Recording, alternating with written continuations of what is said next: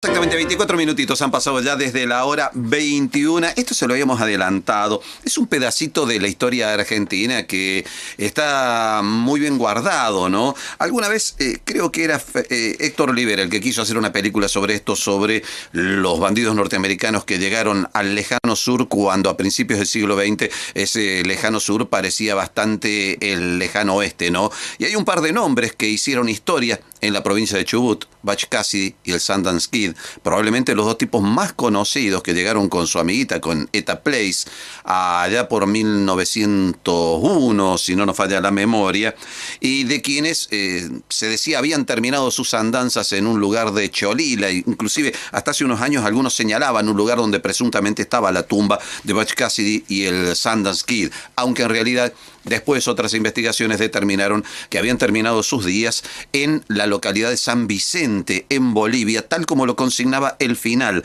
de la película más conocida sobre las andanzas de este dúo criminal, que era la de Roy Hill con Paul Newman y Robert Redford. Bueno, pero lo interesante de todo esto es que estos dos sujetos son el pretexto para una novela, Pampa del Infierno, con la que Miguel Ángel Molfino acaba de ganar el premio Espartaco en la Semana Negra de Gijón.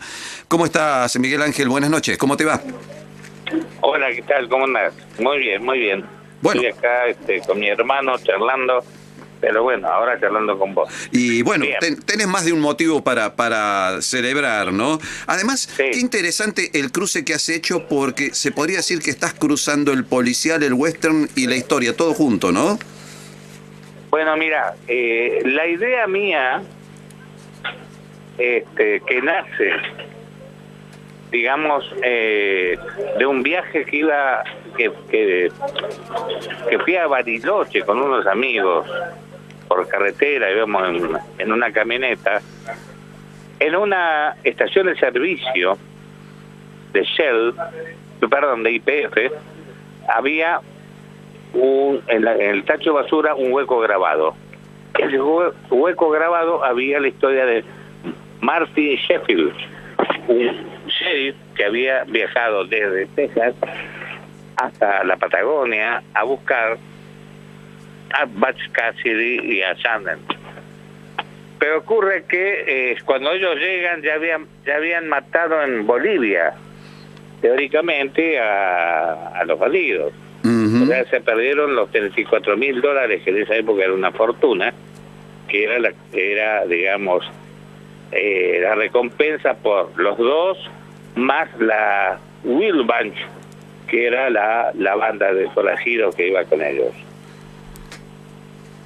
Ese encuentro que tuve con ese papel me llevó a pensar que yo siempre quise hacer un western, pero justamente lo que yo pensé en ese momento fue convertir a ese personaje que viaja, un norteamericano, imagínate, un tejano, que viaja a buscar a Butch Cassidy y Sundance al sur, y cuando llega están muertos, y se encuentra con un mundo así caótico de buscadores de oro, de un montón de personajes que son bandidos, una especie de oeste norteamericano, vamos a llamarlo así, de situación de violencia norteamericana que uno conoce de los western, ¿no es cierto? El tipo termina, por una serie de razones, en el norte, en unas tierras que dan al Paraguay, acá en unas zonas del Chaco que dan al Paraguay cerca de Formosa. Esas zonas la denomino yo Pampa del Infierno, por más que hay una localidad Pampa del Infierno, claro, efectivamente, que no tiene nada que ver, sino que digo que ese lugar, por las condiciones de violencia, de indios sublevados, de desertores del ejército, de asesinos, etcétera, etcétera, una especie así de irrespeto de la ley, ¿no es cierto? Una especie así de libertad violenta. Digo que ese territorio es Pampa del Infierno, ¿no? Eso sería, digamos, un poco la historia, ¿no? Pero la historia en sí, además, digamos, de esa cosa anecdótica, tiene un trasfondo que es el hecho de que después de la conquista del desierto, del llamado desierto de la zona del Chaco, Corrientes y Formosa, por parte del ejército, que como en todo el país diezmó y masacró indios, ¿no es cierto?, quedó, digamos, con una rémora violenta de relegados, de malones aislados, de inopinados pastores anglicanos, ¿no?, de indios huichis que ayudaban, digamos, al protagonista, que el protagonista se convierte de un cowboy de Texas que fue a buscar a Butch Cassidy al sur, ¿no? Se convierte en la zona de Bermejo, digamos, en la frontera con Paraguay, se convierte en un campesino, pero que lo obligan a la violencia también, ¿no? Entonces ahí se arma, digamos, la parte histórica, ¿no?, de cómo fue, ¿no es cierto?, la siniestra postrimería de la conquista del desierto, ¿no? Claro, lo interesante de esto es que ahí tenemos, en todo este cruce, ahí tenés también hasta una suerte de novela de viaje, ¿no?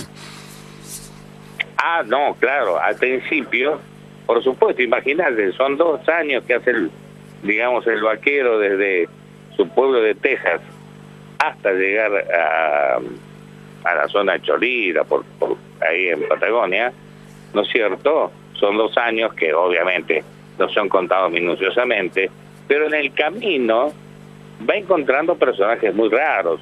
Uno de ellos, cuando llega, digamos, de Estados Unidos, cruza a México, se encuentra con Pancho Villa. Ajá. Cuando Pancho Villa era un muchacho de 18, 19 años y ya era levantisco, y no sabía que iba a ser él Pancho Villa. Claro. Y mucho menos el personaje. Después se encuentra con otro personaje en la zona de Valparaíso, Chile, hasta que cruza a la zona de Argentina, en el sur. O sea, hay una serie de datos históricos, digamos, levemente falseados, porque, mira, en realidad para mí la realidad es lo verosímil, no la realidad. Eso es la literatura, ¿no? Entonces, yo traté de ser verosímil más que real. Sí. ¿No?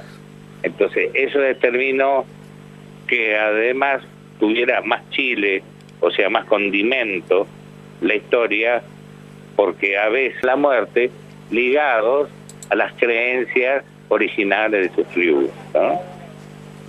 Que es lo que me gustó. Y en el medio, como digamos, esta es una provincia, que tal, digamos, todavía hay mucho pueblo originario, hay viste, Huiche, qué sé yo, hice, digamos, una cohorte de amigos del protagonista, que son Huichis, y que hay uno de ellos que cuenta la cosmogonía, ¿no es cierto?, básica de los Huichis, ¿no? Cosa que ya hice en Monstruos Perfectos, con un toba. Monstruos Perfectos es mi primera novela. Claro, ¿no? y era, ahí, además, porque ha sido tu segunda vez en la Semana Negra, ¿no? Sí, mi segunda vez. La primera es cuando estoy finalista con esta novela en el Silvero Cañada. No, he ido varias veces, pero bueno, estas son las más culminantes, pero te digo, para mí, ¿no es cierto?, la experiencia de las cosmogonías más ancestrales de la tierra que aparecen en mis novelas me parecen bien. Y entre nosotros, y si no hay mucha gente escuchando, ojalá tengan mucha audiencia, pero bueno, si no hay mucho, le digo una cosa, la mitad de lo que yo digo ahí es macaneo. Es literatura. Y sí, es literatura. Pero, no soy un chamán. No soy un chamán. Pero ¿sabés qué es lo interesante de esto? Cuando le preguntaban a un autor francés hace unos años, oiga, pero lo que usted cuenta es todo verdadero, y él respondía, es todo verdad porque todo me lo he inventado. Y bueno, algo así es. Algo así. De eso se trata finalmente. Y sí, mira, si la literatura, ¿qué tiene que tener un texto literario?